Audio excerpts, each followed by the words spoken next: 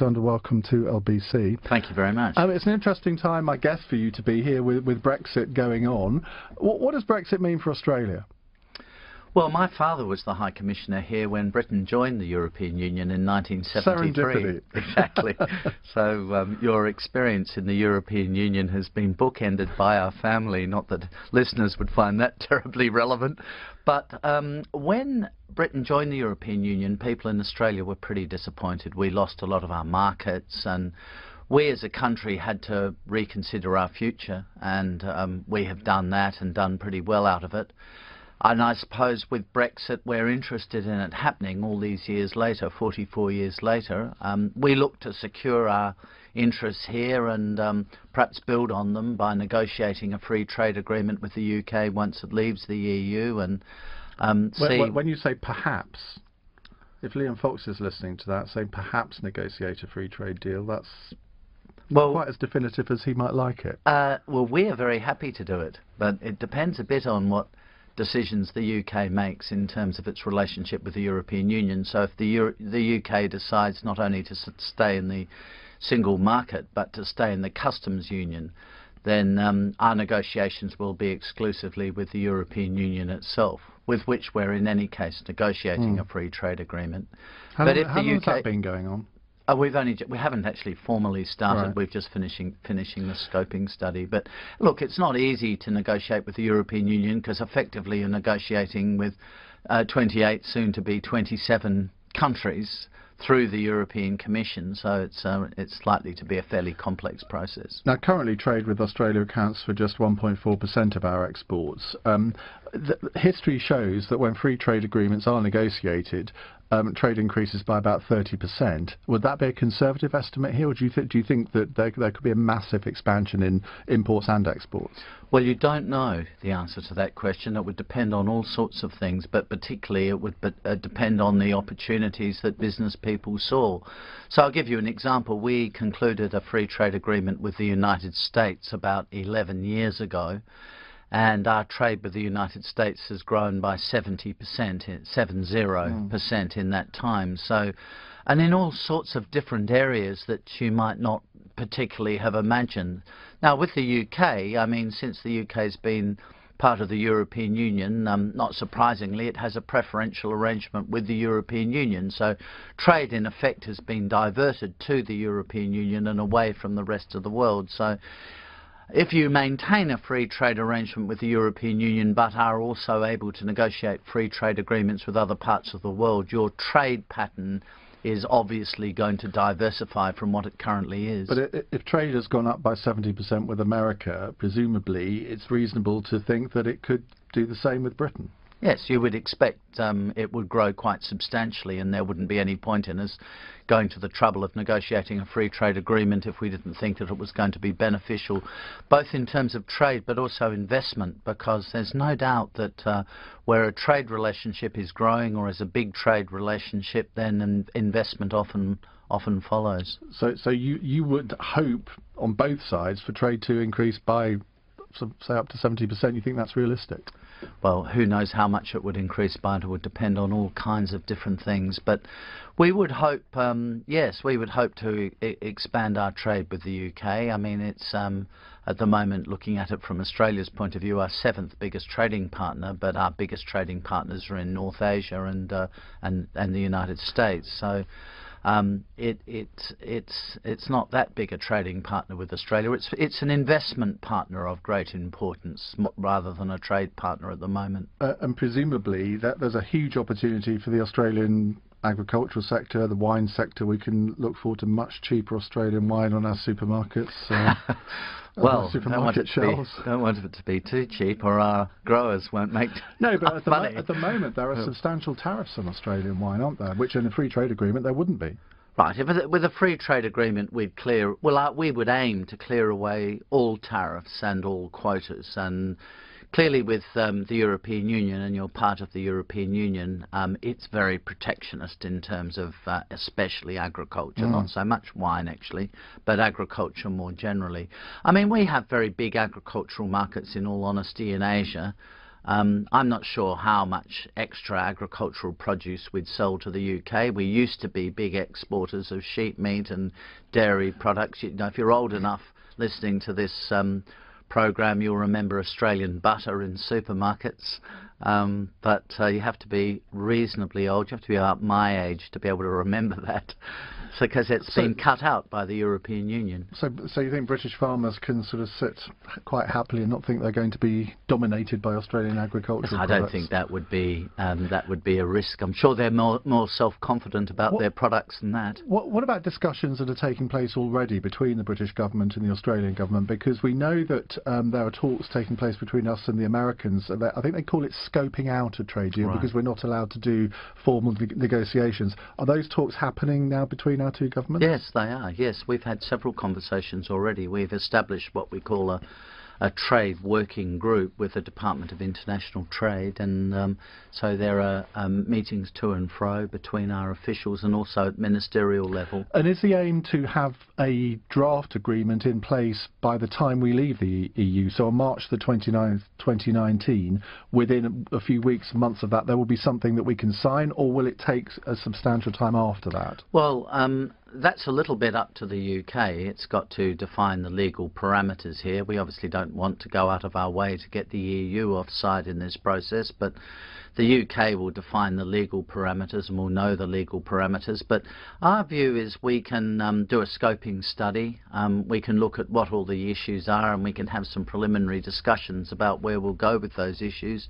And I can't see, in all honesty, unless the UK wants to be very protectionist in these negotiations, and all the messages we're getting from the government are they don't want to be, I can't think that it would take long to conclude a free trade agreement with the UK. It took us 15 months to negotiate a free trade agreement with the United States, so it shouldn't be more difficult than that. Should be a piece of cake with us then. Now, should be. As somebody who lives here, but you're sort of an outsider looking in on the British political situation, do you think too much time is being spent on internal infighting rather than getting on with the job?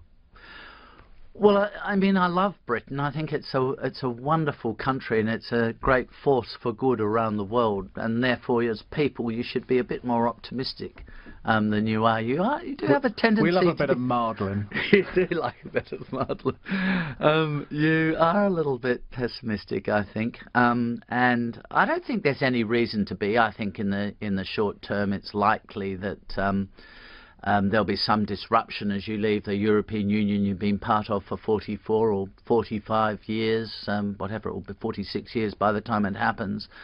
There'll be that. But as long as you can negotiate a free trade agreement with the EU, and it's in theirs as well as your interest to do that, so we hope you both agree to do that, you'll have a lot of scope in addition to that, not as a substitute, but in addition to that, to build economic relations beyond the EU. Do you think, if you were part of the British government, which I know is difficult to imagine maybe, but if you were advising, would you say, well, look, that's got to be your chief priority, to get a good trade deal with the EU first?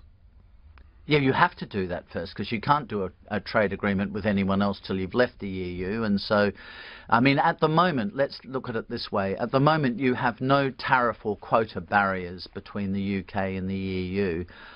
I would have thought the last thing either you or the EU would want to do, and what we don't want to see happen from the outside world, is you erecting a whole lot of barriers that currently don't exist. That will reduce economic activity both in the UK and the EU, and that will be a blow to international economic confidence too. So I think that would be very regrettable. So as long as you can conclude a trade agreement, a really sensible free trade agreement with the EU, then straight after you leave the EU, you'll be able to go out and negotiate with Australia and America and various other countries around the world.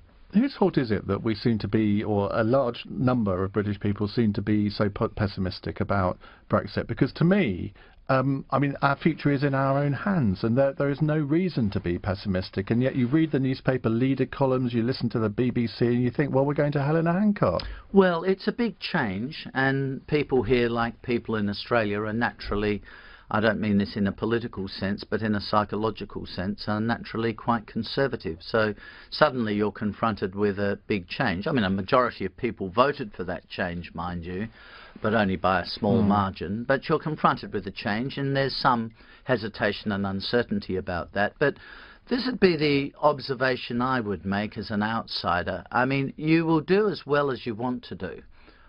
So outside of the European Union, your challenge will be to ensure you're still attractive to foreign investors and to domestic investors. You're still a competitive economy. And that's in your own hands. I mean, you make the decisions about running your economy. And if you make good decisions, if you make wise decisions, perhaps not always popular ones, but wise decisions, then you'll find yourself an attractive destination for investors, and you'll maintain low unemployment and you'll get increasing wages. But if you make bad decisions, if you adopt bad policies, uncompetitive policies, policies that are not attractive to investors, people won't come here, and that's regardless of whether you're in or out of the European Union. Do you think it should be easier for Australians to come to this country? There's not a great difficulty there. I think, first of all, we can come as visitors for 6 months without a visa. Secondly, young Australians can come here for up to 2 years on what's called a rather dull title, a youth mobility visa, a kind of working visa for young people. So 2 years is a reasonably long time. Sometimes it's a bit difficult for business people who want to, say, work here, or professionals who want to work in hospitals or in law firms or whatever it is, to get visas. And that's something that we would like to see improve, their access to the British market. And obviously we do these things just so the listeners aren't thinking, why should we do something for the Australians? We would do all of this on a reciprocal basis. We have a huge number of British-born people living in Australia already, and we're very happy to have them in Australia. I want to ask you about two of our politicians who you will know well, presumably. Liam Fox, the International Trade Secretary. He's the one that's doing all of the trade negotiations. What do you make of him? Well, I think he's a good man. I've found him excellent to deal with. I've had him round to my house from time to time, and had quite a number of meetings with him. He's been to Australia, not in this capacity, though he's planning to come to Australia later this year, but he's been to Australia in a variety of other capacities. And I've met him in Australia in other roles when he and I did different things in years gone by. Because people look at him and they think at the moment, well, what's the point of Liam Fox? He hasn't really got a job. But you're saying, well, actually he has, because these scoping out meetings are already happening. Sure. I mean, it's not that far off. No, it isn't. Till we reach March 2019. Yeah. And you definitely need to be doing the preparatory work now for your trade policy post-March 2019. I would have thought he had a lot to do, and he gives me the impression that he's a very busy man. Boris Johnson, our Foreign Secretary. Now, he's been described by the Australian media as hilarious, ebullient, and a blonde British wombat.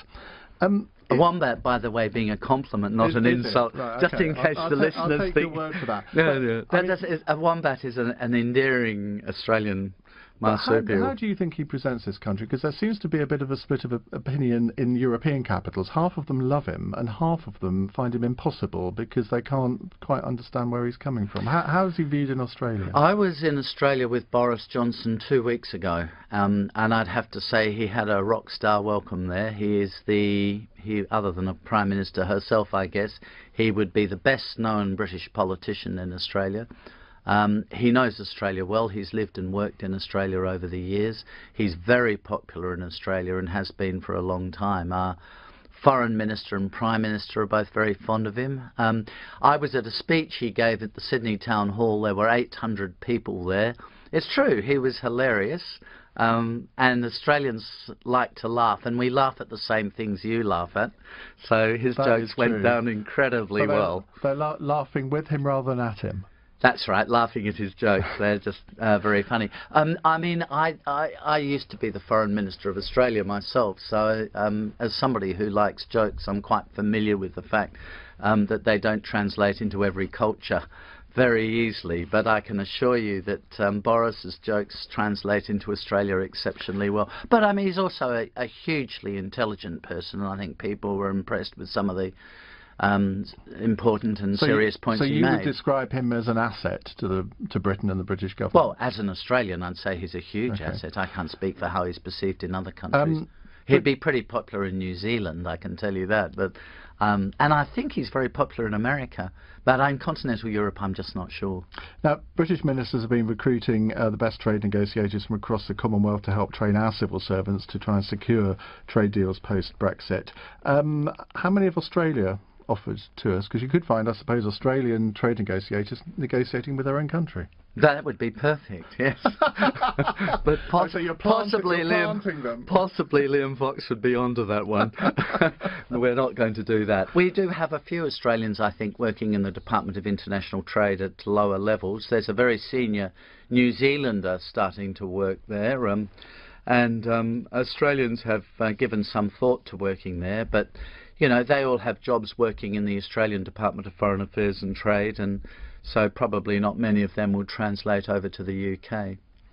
Alexander, it's been a pleasure to have you here. I hope we'll speak again in the future, maybe when the trade negotiations are sort of a little bit more progressed than they may be now. Thank you very much indeed. That's Alexander Downer. I was going to say ambassador to the UK, but you're not. Are you High Commissioner? Is that better than an ambassador? It's a Commonwealth country has a High Commissioner in a Commonwealth country, an ambassador, non-Commonwealth. Thank you very much. You didn't frankly have the balls to put country before party.